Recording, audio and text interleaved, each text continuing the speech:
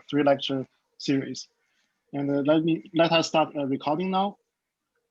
Okay, Yilin, please start your second lecture. Okay, thank you so much. Welcome coming back. So today I'm going to continue the discussion of from the first lecture. And I had this 4-column diagram where I dropped the last one. I'm not going to talk about anything in discrete, so I just dropped that column.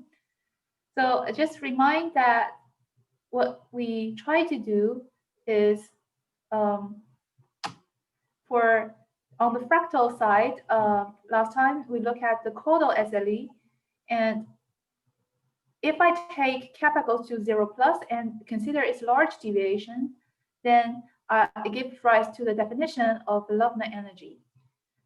In some sense, it's measuring how far it deviates from its minimizer, the minimizer of the SLE 0. So how far it deviates from SLE 0, which is just a hyperbolic geodesic.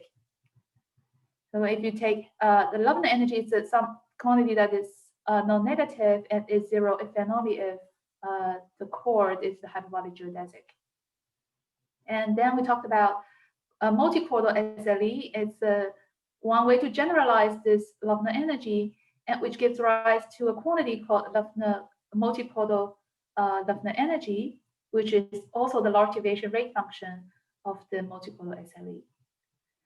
But for multichordal case, we actually introduce another notion. It's a multichordal potential, which is just actual additive constant, the same thing as the multichordal energy, but this additive constant actually depends on the boundary data. So for the energy, this is a quantity for fixed boundary data is measuring how far your multichord is away from multichordal SLE 0. But the potential is a quantity that defines, which allow varying the boundary data. So, which is actually also encoding some information about the moduli space of the different boundary data.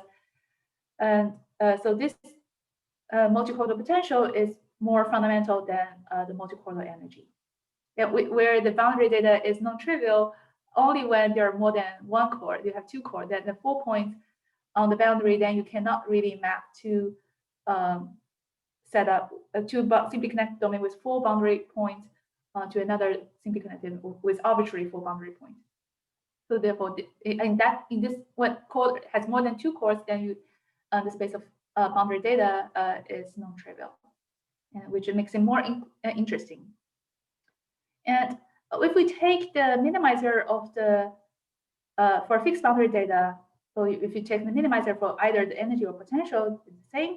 It gives rise to some rational function, and the multichord which minimizes this multichordal energy is the real locus of this rational function. So here you see the phenomenon already appears that on the random side, objects are fractal. And when I take large deviation, I drop into the finite energy regimes where objects are more regular. For instance, if your curve has finite energy, then it has to be rectifiable with house of dimension 1. And if you take the minimizer, the object you get even smoother. Here, the hyperbolic geodesic and even a rational function. Okay, so today's talk, I'm going to discuss another generalization of the caudal energy, which applies to Jordan curves, which are simple loops on the Riemann sphere, and tell you about some different equivalent descriptions about it. And then I'll show you some analogous results in this finite energy world in relation to results in random conformal geometry. So that's the plan, and these are these 3 papers that I'm going to talk about here.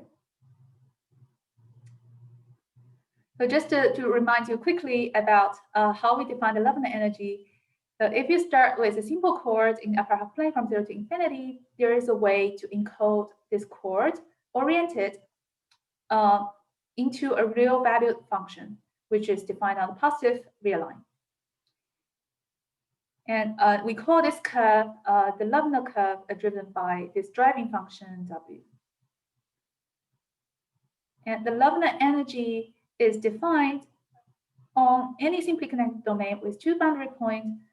It's defined in the way that you take a conformal map from this simply connected domain to the upper half plane, and you look at this curve, and this curve has a driving function right in W, and the Logan energy of this curve gamma is defined to be the Dirichlet energy of the driving function of this curve. And also this conformal map is not unique, but this only differ by a scaling factor, which also changed the driving function in an explicit way, like actually applying a Brownian scaling. And the Dirichlet energy is invariant under this scaling. So the definition, the Logan energy for gamma inside this domain is well defined. And using the relation between the Dirichlet energy to Brownian motion, that is the Schroeder theorem, which says that the Dirichlet energy is the large deviation rate function of a scaled down Brownian path. That is, if you multiply a Brownian motion by a square root kappa with very small kappa, then this is giving you the large deviation rate function. It's telling how when kappa goes to 0, how the probability of staying close to this function W decays exponentially. And using that result, we showed that the Logan energy of this curve gamma is reversible, which is based on the SLE reversibility and this interpretation of large deviation. But however, we are wondering about whether there is a proof without SLE, because the reversibility of this curve, the Logan energy of the curve, is a purely deterministic result.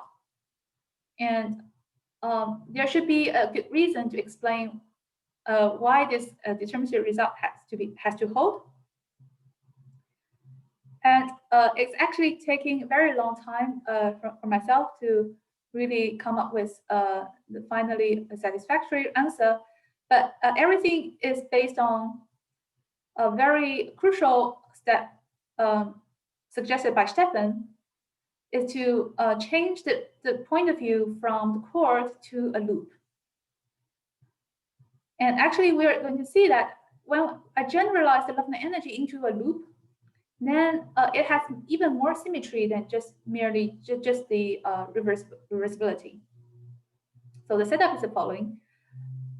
You just do the following thing. You look at the upper half plane, you have a chord sitting on the upper half plane, and take the square function. So now the upper half plane is folded into this slit sphere. And now I consider this half axis as also part of my loop. And I'm going to view this as really a loop inside on the Riemann sphere. And the definition of the loop energy for this loop will just be the Logan energy of this blue curve, which is also just the Logan energy of this blue curve in the complement of this slit. And this loop energy will have a root in the sense of that, so this will be a distinguished point here at infinity. The more general definition for simple loop Logan energy is that if you take a loop on the Riemann sphere, I take a point gamma naught to be the root, and I look at a point which is close by gamma epsilon on the curve. The complement of this this part is a simply connected domain.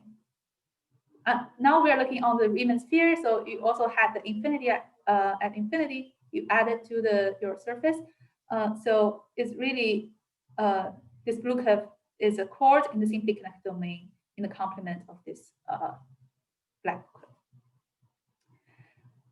All right, so this blue curve is denoted by gamma epsilon 1, and then we can talk about its caudal energy, the caudal energy inside the domain, which is the complement of this black curve. And then we let epsilon goes to 0, tends to here. the loop energy of gamma rooted at gamma naught is defined as this limit. This limit exists because actually this limit is an increasing limit, and this limit can be can be to infinity as you like, but the limit exists. So why I say that this is the loop energy is a generalization of the Coulomb energy is that if you look at this picture, if I put my root at infinity, then if I start looking at gamma epsilon here, then the driving function of if I look at the complement of this small part of the curve, the rest of the curve will start with a part that is the hyperbolic geodesic. Here is sitting on this big circle, starting from completing this arc. So its driving function starting from here will be 0. And so its Logan energy is actually 0 coming from here. And the rest of it is the Coulomb energy in the complement of the whole piece of the black curve. So actually, if you're in this setup, when your curve, when gamma epsilon arrives here, then taking this limit is actually the limit of numbers which is stationary, is not changing at all. And one can also, instead of taking this limit, one can also write down the driving function of gamma. So in this case, the driving function will be defined from R to R. So there will be positive capacity point and negative capacity point. There's a few choice that you can put to write down this driving function. And then the Logan energy of this loop curve is again the same as 1/2 the integral from -infinity this way. Okay, so there are two ways to see this, what this loop energy means. A remark is that if my Logan energy is 0, if and only if gamma is a circle. So when the driving function is 0, then no matter where you stop, the remainder has to be the hyperbolic geodesic. And it's actually not hard to show that if it has to be the hyperbolic geodesic for all time, then it has to be a circle. The other remark is that this definition is completely indifferent of how this curve is drawn on the sphere up to conformal automorphism. So if you take a conformal automorphism of the sphere, the Coulomb energy is conformally invariant, and so it won't affect the definition of the loop energy. In other words, the loop energy is a conformally invariant quantity. So the natural question is about whether this energy will depend on where you take the limit. So it has to be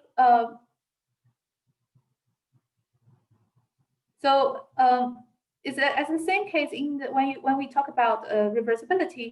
If you reverse the curve, then its driving function will change dramatically, and it's very hard to track how the driving function change.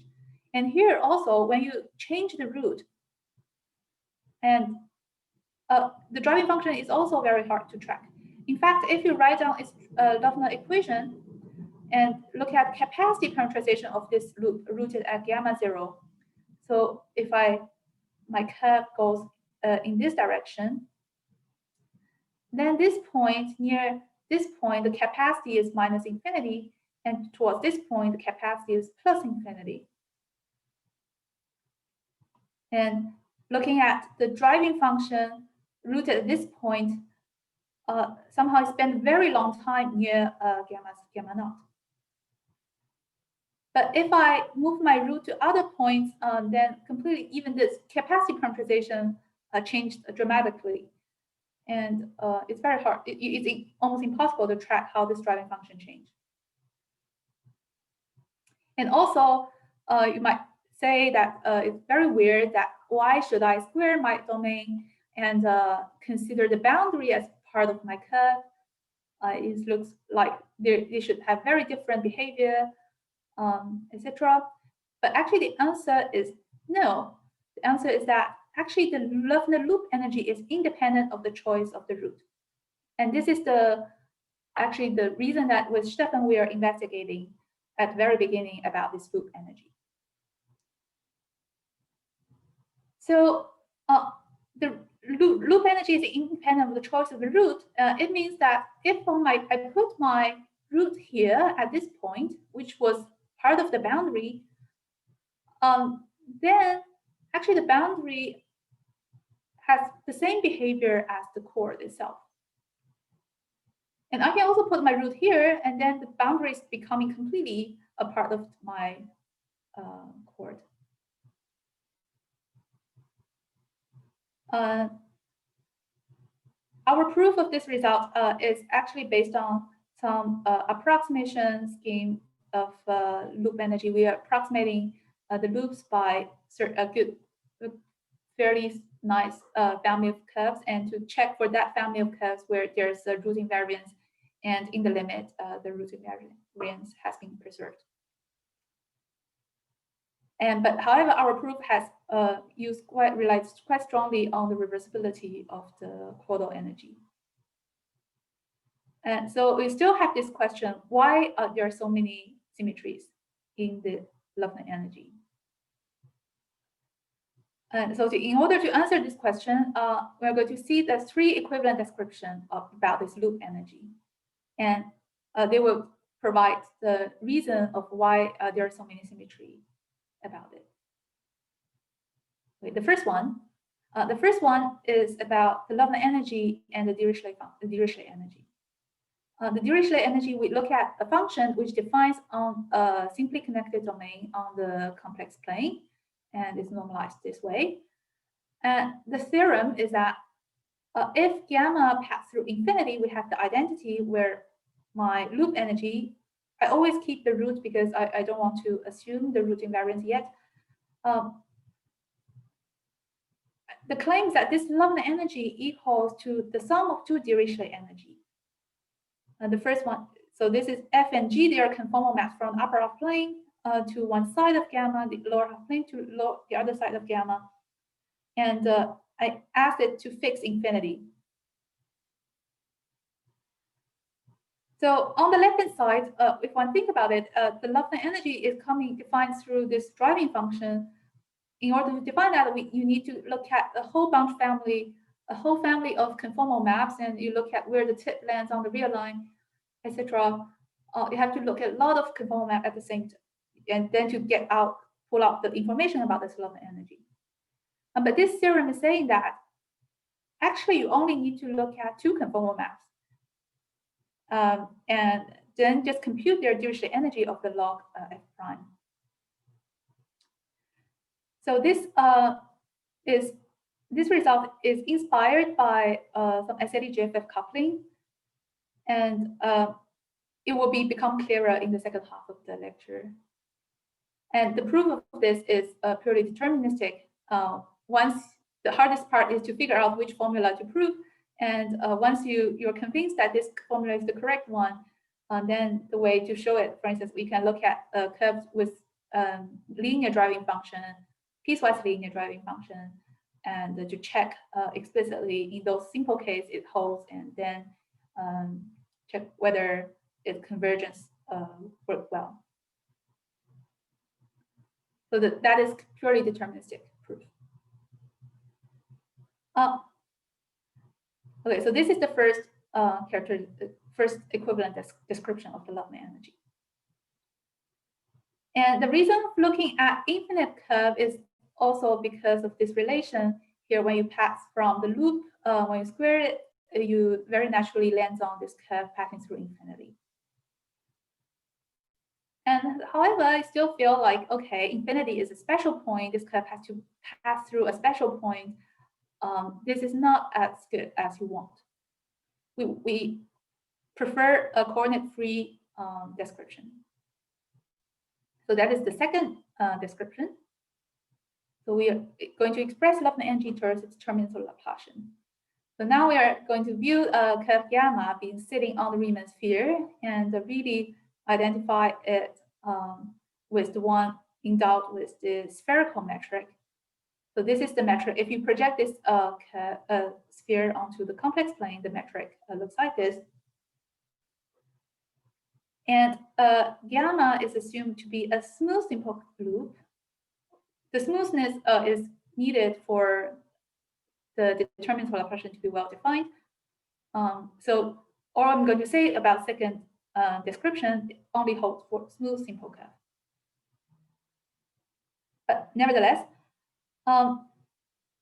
if I take a metric that is conformally equivalent to G0, and I can look at also the two complements of my curve gamma, and it has a Laplace spectrometry operator on it with Dirichlet boundary condition on both D1 and D2. So this Laplace spectrometry operator, this is Laplacian, but for the metric which is defined on the sphere.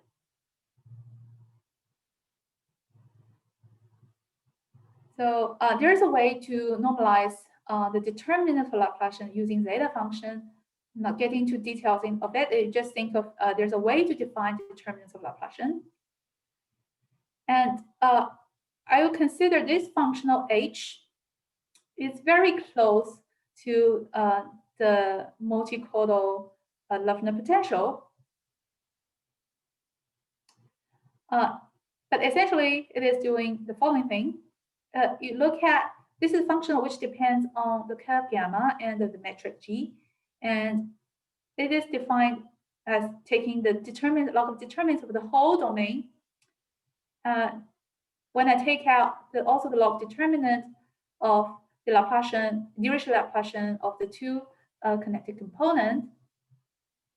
And here there's another normalization term, which is because actually related to the fact that Laplacian has a kernel, and this term is kind of come together with this log determinant. Okay, so this is a guy which depends on gamma and the metric G. It depends on gamma because D1, D2 depends on gamma, and G is everywhere.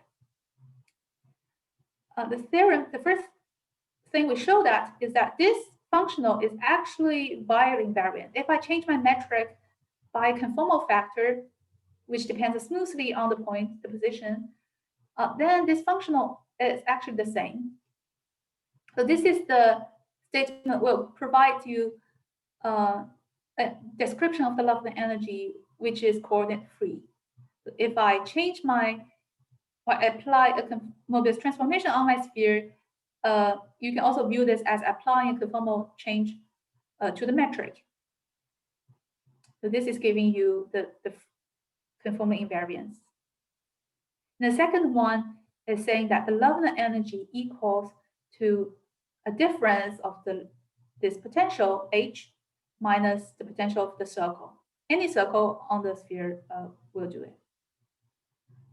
Also because of the first point, is the 12. The 12 also appears in the one from the multicolored energy, where the 12 is basically the asymptotic of the central charge.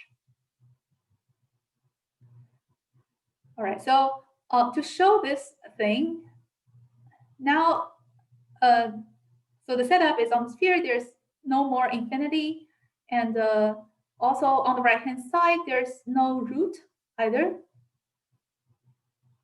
So it's a better description about the Laplacian energy, but we still have some assumption on the regularity of the curve. But to show this this equality, it follows from, if you plug in this functional, that the first two terms, which does not depend on gamma, they just cancel out. And then you have only 4 terms that you have to compare these 4 terms. And there's a very nice Poisson formula, which gives you all the formula that you need to compare those. And you just check, compute it on your spherical metric, and then you can show that it boils down to the first description.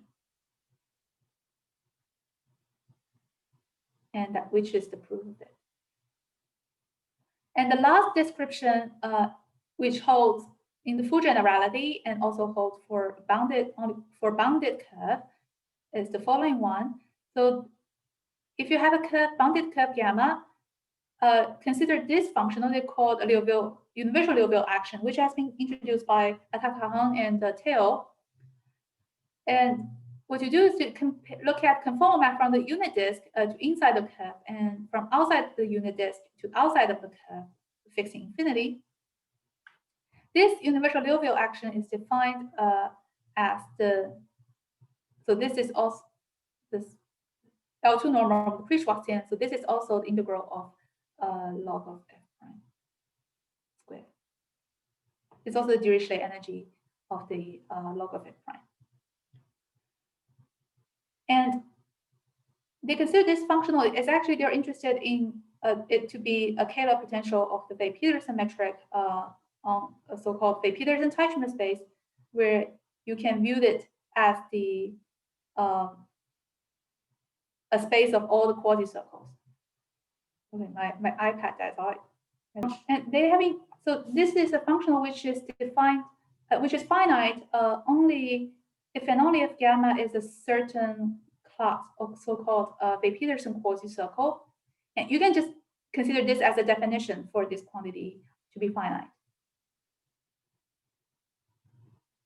So the Logan energy is related to these quasi-circles by the following result, is that the Logan energy equals to this number up to a factor pi. And the proof of this result is actually also from coming from the relation of with the determinants of Laplacian. So this formula here is very close to the first definition, which is given by the Dirichlet energy of the log of f prime from upper half plane. And it's, you can think of this formula as if the same formula, but you have to rotate your curve, your Riemann sphere, so that this curve move away from infinity. And in order to do so, this description using determinants of Laplacian is very helpful in changing the coordinate, which works when the curve is smooth. So what we do is that we prove the identity of this functional S1 with the first description of the Logan energy for smooth curve. But then we show that without determinant of Laplacian, that both sides of this Dirichlet energy converges when the curve converges to. So the approximation works well on both sides for this Logan energy and for S1. And so up to this point, we gave if and only if characterization of a simple curve with finite Logan energy. It says that it's finite if and only if this S1 functional is finite. And so therefore, with their result, it says that its Logan energy is finite if and only if the curve is a Weil-Petersen quasi-circle. And Weil-Petersen quasi-circle has been studied extensively. And there's a recent preprint by Chris Bishop.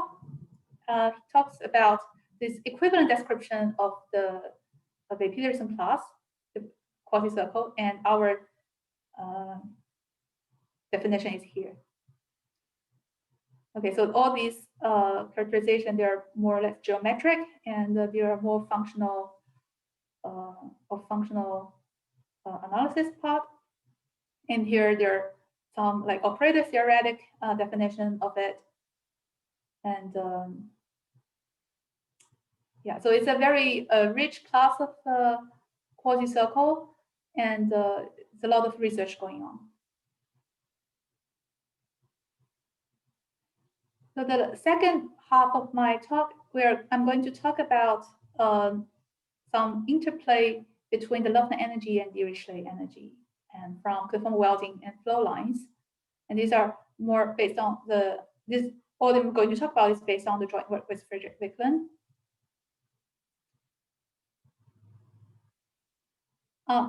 The setup is the following. So I hope this part will shed more light on how I come up with the first equivalent description of the Logan energy, and also about the result, some connection to random conformal geometry. So let's just say that this deterministic result. If we start with a real valued function sitting on the complex plane with finite Dirichlet energy, so this I denote the space of the function with finite Dirichlet energy.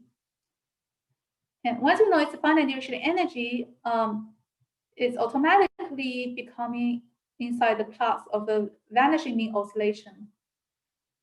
So the good thing about this class of function is that you can define its exponential. It will be locally L1, which means that I can define really an honest measure on the plane, which is by integrating this exponential to phi, where here dz squared, it denotes the Euclidean area measure. And if I look at my conformal map f and g, I can pull back this measure onto the upper half plane, and it becomes also a measure which with factor exponential to u, where u just transforms as phi composed with f, but also you also pick up some term which is coming from this conformal map. This conformal map dilates locally by f prime squared. All right, so this is the transformation law, such that the pullback of the metric, pullback of the measure is the same measure here. So our first result says that if I have a finite energy Lovener, so the finite Lovener energy curve passing through infinity, I have the following identity. The Dirichlet energy of phi, the phi has nothing to do with eta. The Dirichlet energy of phi plus the Lovener energy of eta equals to the sum of Dirichlet energy of u and v. And u and v, so it depends on both on phi and the eta. So to prove this result, it's really direct.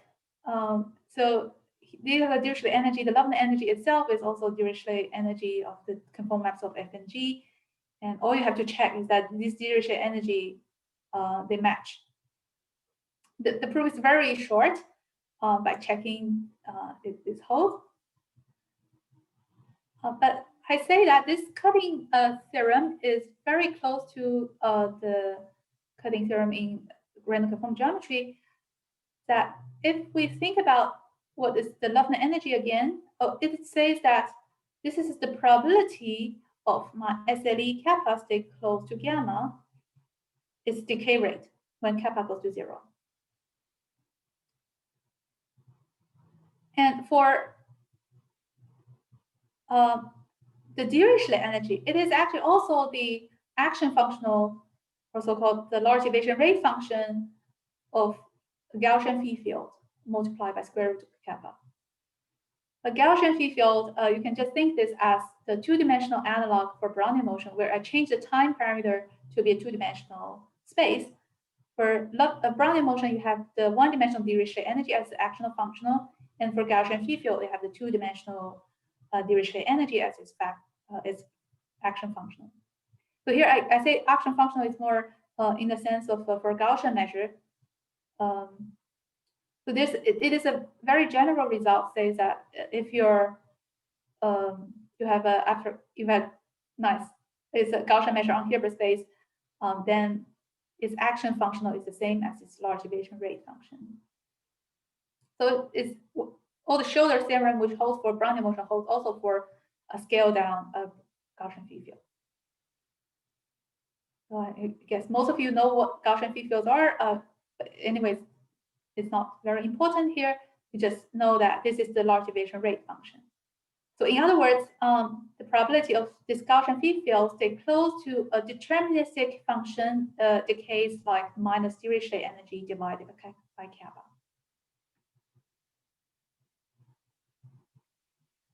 Okay, so I'm going to interpret our result in terms of the SLE-GFF coupling.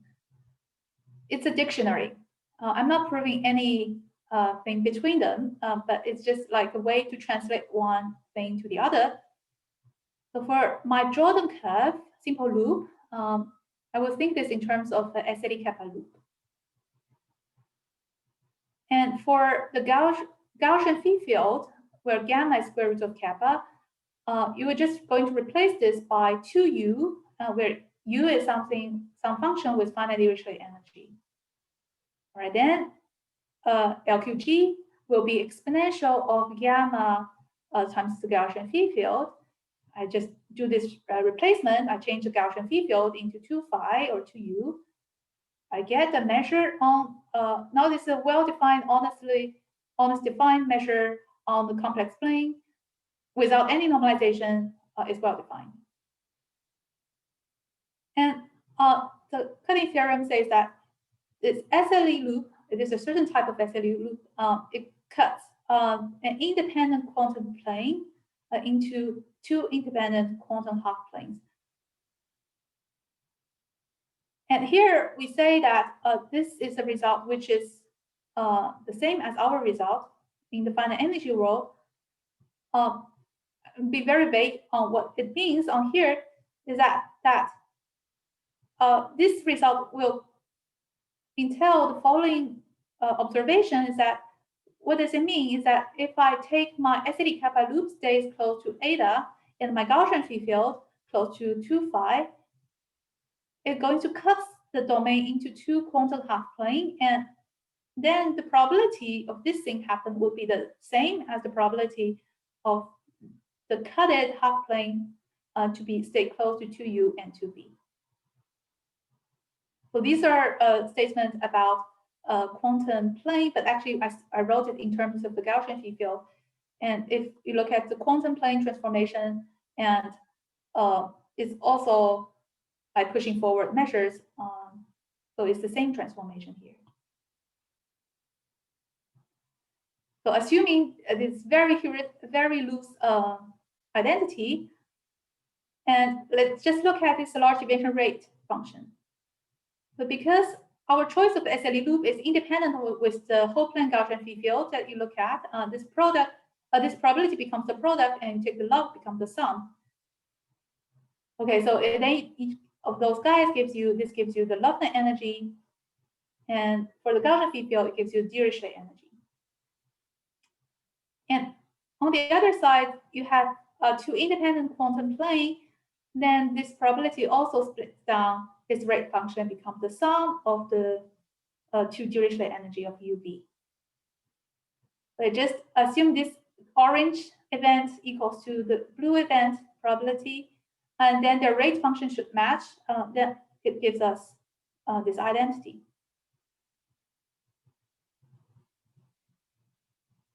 So these are, nothing is rigorous here. It's just a parallel result. Well, I can also ask the converse question that if I know this identity, what it suggests for the random conformal geometry, whether you can guess the result in the random conformal geometry as well. So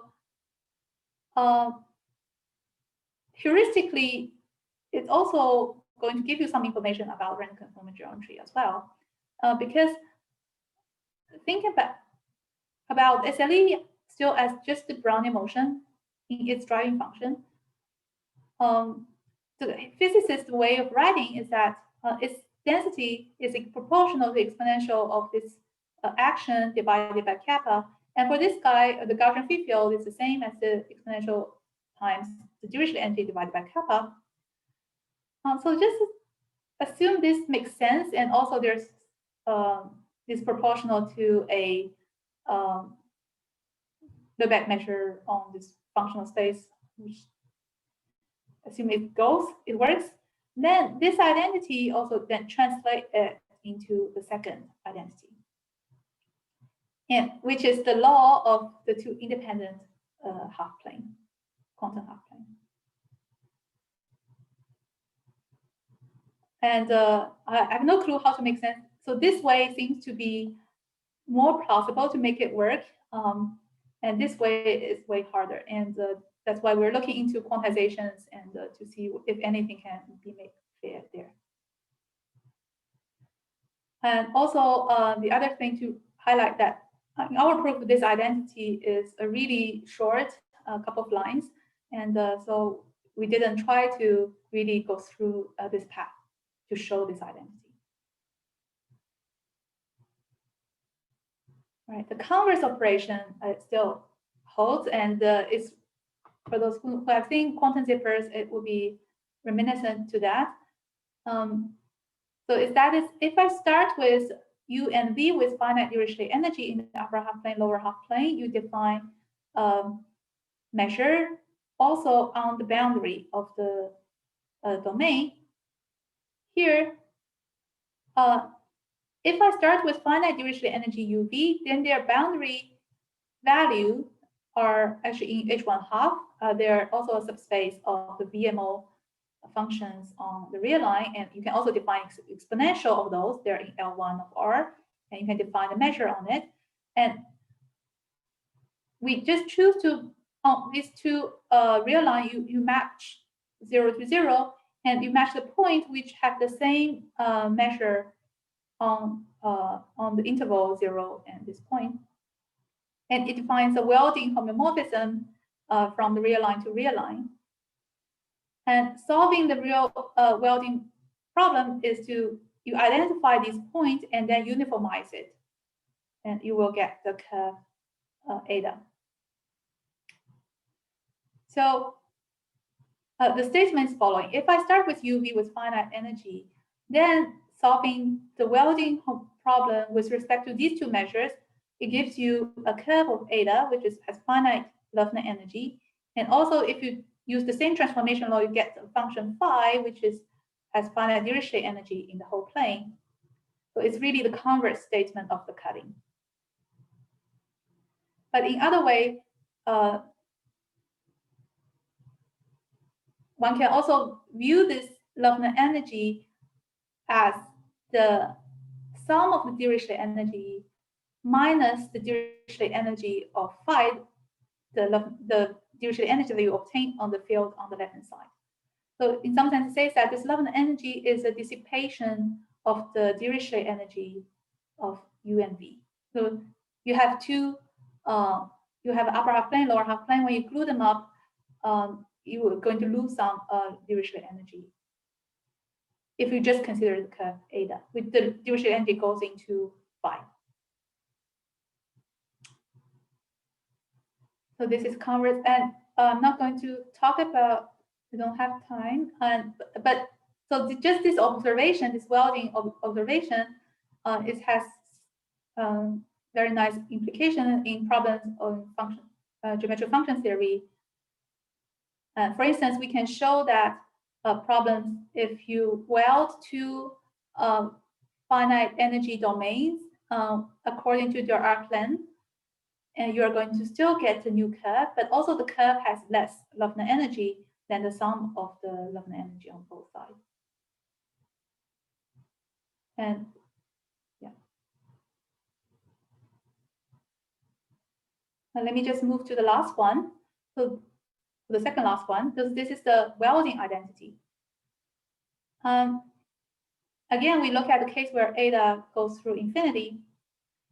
And for each point, so this is, if it's a finite energy curve, there is a well-defined tangent almost everywhere. And I call this tangent vector exponential I tau, where tau is the angle. And this tau is tightly related to this conformal map F. So what is F is doing? F is conformal map from the upper half plane to one side of the curve. Tau is how much this conformal map rotate at the point, corresponding point on the right-hand side. So one can see that if you take the Poisson integral of tau, which is harmonic extension about this function defined almost everywhere on eta, it is just given by the argument of f prime.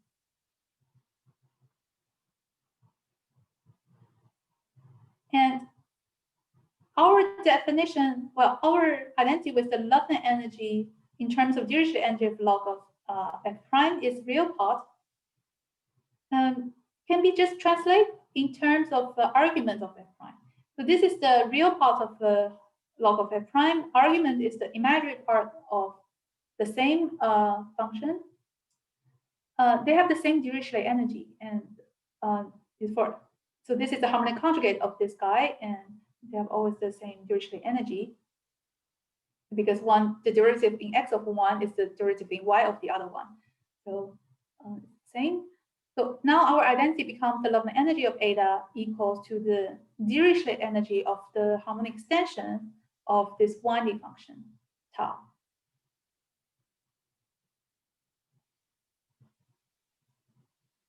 And just play with this identity a little bit. We have this Flowline identity. So if you start with a function with finite Dirichlet energy, and you look at this unit vector field given by this phi, it's telling you the angle, and you look at the flow line according to this this field. So all it says is just that on this curve eta, the tau will match with phi. Its angle equals to phi. So this the Logan energy. This is the result. We say that the Dirichlet energy of phi, the whole field, equals to the Logan energy of the curve plus phi naught. Phi naught is the zero trace part of the rest. So here, this is actually, this result is just splitting the function phi into a part which is harmonic outside of phi, outside of eta, and this is the zero trace part outside of eta. I say this is also the SLEGFF counterpart of the imaginary geometry, which is heuristically says that the flow lines of normalized, so it should be chi here, but for very small kappa, it's more or less this. And the flow line of this unit vector field of fractal has to be a SLE kappa curve. Or in other way, we say that conditioning on the flow line and conditioning, when you take out the extension of the winding function, harmonic extension of the winding function, the rest is an independent zero boundary Gaussian free field. And you can also see this by, it's the sum of, when you have the sum of energy, they represent the joint law of two independent random variables. So this one gives you the zero boundary Gaussian free field. This one gives you the SLE law, and this is the whole plane Gaussian free field. But it also has some implications with completely purely deterministic. And the last identity is one identity which combines both the Welding identity and the Flowline identity. And in the sense that you can deduce both identity from this complex identity, and you can also get complex identity starting from these two. So it's really equivalent to the first one, but it's just like stated in a more compact way. Is this if you start with a complex field with finite Dirichlet energy, you look at this transformation law, which is adding on this log of f prime is conjugate. Actually, this is not very important, adding the conjugate or not. It's the same. But we have the identity where the Dirichlet energy on the left-hand side equals to the Dirichlet energy of these two complex fields. And here we only require that eta is a certain curve which is compatible with this complex field for being its flow line of its imaginary part. So we take the imaginary part of this psi, look at its flow line, and you get this identity. And so this is an analogy to the mailing of trees result. So the way to think about it is that its real part will encode a Gaussian, Liouville quantum gravity. Its imaginary part is going to give you the structure of flow lines. And so psi itself will be a couple independent pair of the quantum gravity with space filling SLE curve. So eta would be a boundary of the space filling curve, and the way that this transformation law is going to transform both the future of the space filling SLE and the past of the space filling SLE, and also together with the transformation of the field.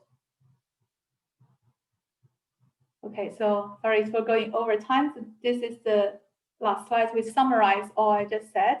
It's just to illustrate that there's a way to translate from all the results, a mini result inside SLE GFF by translating each of the guys to the finite energy one, and there's a correspondence between the results on both sides. I'll just leave on this side. Yeah. Thank you for your attention. Yeah, that's it. Okay, are there any questions? I guess I have one question about like the correspondence between the random stuff and the discrete stuff, or the smooth deterministic stuff. So on one of the slides, you had this quantity that was like script h, which was like the difference of the Laplacian determinants or something like that. Yeah. What is the random analog of that? Yeah, I think this. So the determinant of Laplacian, this is highly tied to either Gaussian free field and also Brownian loops, and you can think this. Okay, is here. I guess this is also one of the starting point where Xin, Nina, and Morris started looking at welding of quantum disks. Yeah, precisely. Right. Yeah, and that's at least one of the motivation. So it's like the quantization of determinant Laplacian is this irregular quantum gravity, like from Pollack's point of view. So there should be an analog of this identity, and it's like a quantum disk. If you glue together two quantum disks, you get an SLE loop on a quantum sphere. I see. So it's just sort of like the finite volume version of the conformal welding. Yeah, not only finite volume, but you can also change the central charge, right? Yeah, it is. Yeah. What do you mean by changing the central charge? Yeah, right. So it's like yeah, for any central charge, there is like a random version of this identity. Right? Yeah. So I think the finite volume here is you can maybe rather think this as a change of metric. Here, the finite volume is just like putting a metric having a certain decay at infinity. Like someone contract it, and so I guess that for me, that I always feel like a determinant Laplacian as just encoding the Gaussian free field on other surface with other geometry, and I guess the welding of quantum disk is a way to like make sense of it. So like the identity on the next slide with like like the energy is equal to the difference of these H quantities. Like what is the what would you say is the SLE GFF analog of that identity? Yeah, right. So this guy is just a constant, which shifted, it doesn't matter. And what you have here is the H is the whole determinant. So okay, so this is the determinant Laplacian of the whole sphere and minus these two.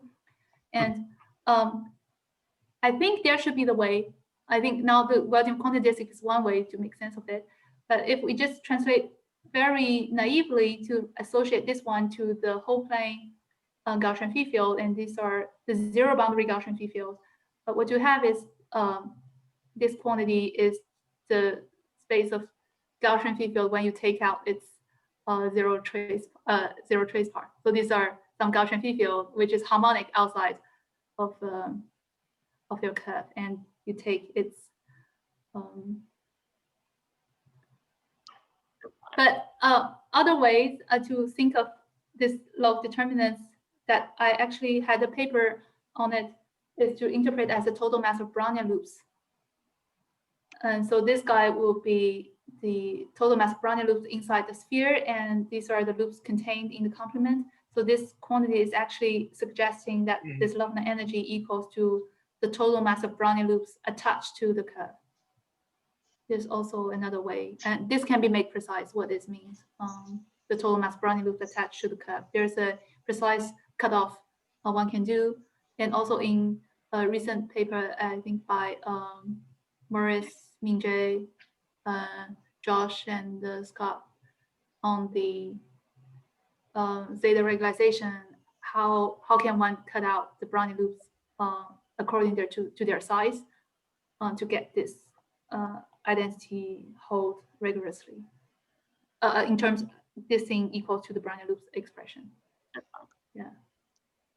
Then I also just had like a quick kind of more technical question, which is, do you have a reference for the large deviation statement for the GFF? Yeah.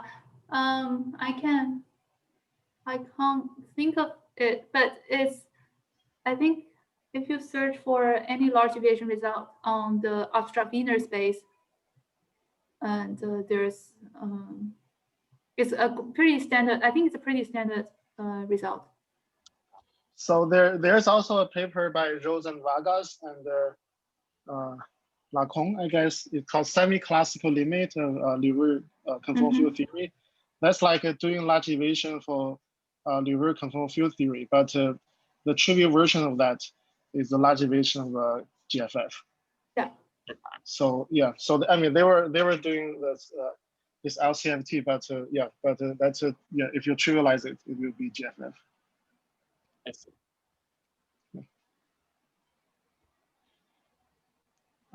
So I have a question about this number 12. So you mentioned that this number is some kind of central charge. Yeah. Can you elaborate on this? Yes. Maybe we can show you in the previous. This is my first slide.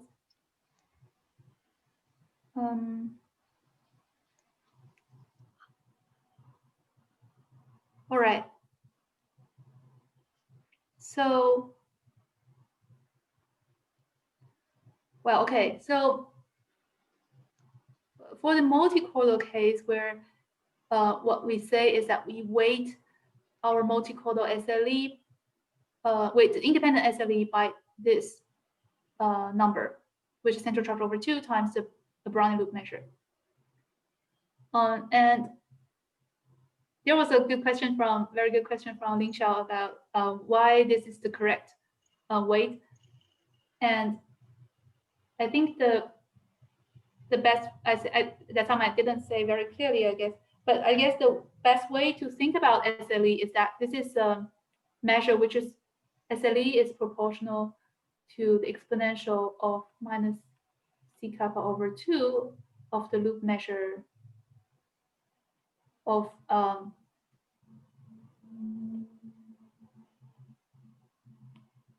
loop measure attached to gamma. You're saying that this is like the partition function of this, or like the weight of gamma, which should be assigned? Right, this is the weight of gamma. And this thing, so the loop measure attached to gamma, which it does not make sense because the loop measure is infinite. But it makes sense when you change the domain. If I change my domain, what is the Radon-Nikodym of derivative SLE that is weighted by the total mass of the loop that is changing? So that makes sense. But still, you can think of this thing to be true. This SLE, the weight of each gamma is proportional to the loop measure attached to gamma. And this 12 is this C over 2. You get 12. It's 12 over kappa.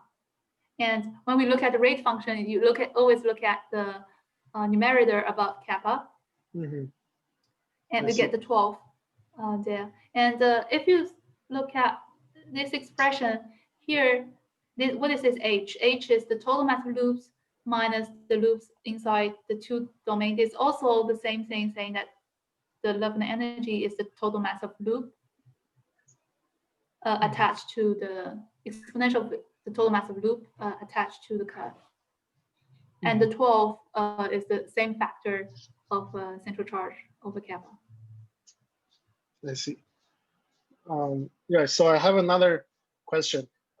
So you have a formula. So you have a slice having this function u and v on the upper and lower half plane, and then you welding them, you get another function phi with a curve eta. So Yes. and you have identity between this Logan energy, which is expressed in terms of uv and phi. Right. Yeah. So in this in the random case, so if you know this upper and lower half space, if you know the Gaussian field on these two half plane, then you can actually specify the specify the distribution of this SLE loop. I'm wondering if there is a natural way of describing the shape of the curve using this function u and v in the deterministic case, not only the Logan energy but the whole shape of the curve. What you mean so what kind of description that you think? It's like so. I mean, once you know the function u and v, the shape of the curve is uniquely determined, right? Right. And I'm wondering if there is a description of this shape of the curve using the function u and v. Yes, this is like the classical conformal welding problem, right? So yeah, just in that classical case, is there a nice answer to this question? Let me see if Stefan is here. Okay. Yeah, I think okay, so he's not here. I can answer. Okay. No, I think it's the conformal welding is always a very hard question, actually.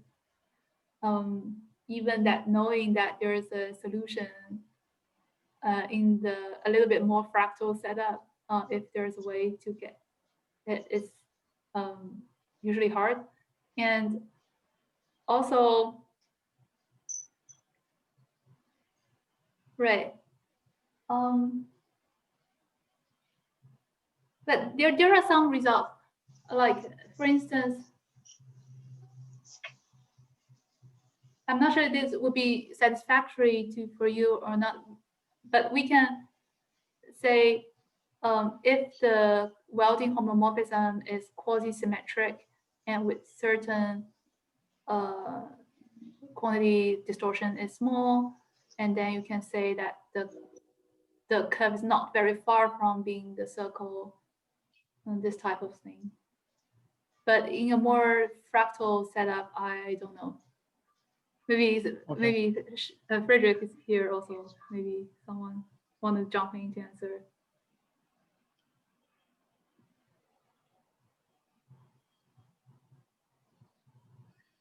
Okay, so my next question is about this notion called the universal Liouville action. Oh, it's not. It's called the. I don't remember the name, but there's something called universal. Right, it's called universal Liouville action. So is this related to the Liouville action in Liouville quantum gravity? I discussed this with also Taksahang and Remy and Vincent, that I think the reason that they call Taksahang and Theo, they called it universal Liouville action is that you can derive the Liouville equation from it. And I didn't, he answered, that is his answer. I didn't really fully get why is that, does that mean?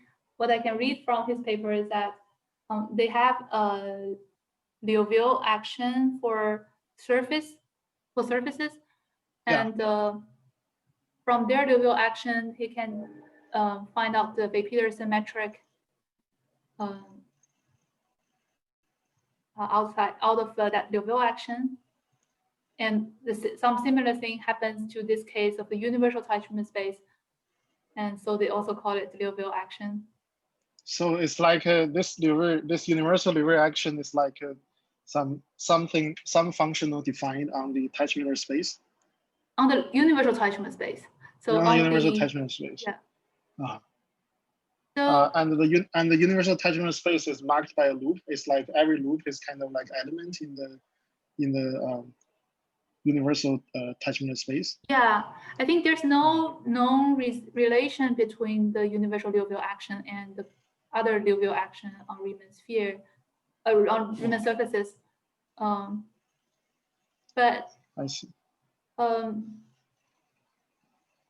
yeah, this is a very interesting question. I see. And this Weir-Peterson metric is also a metric on this universal attachment space. Yes, yes.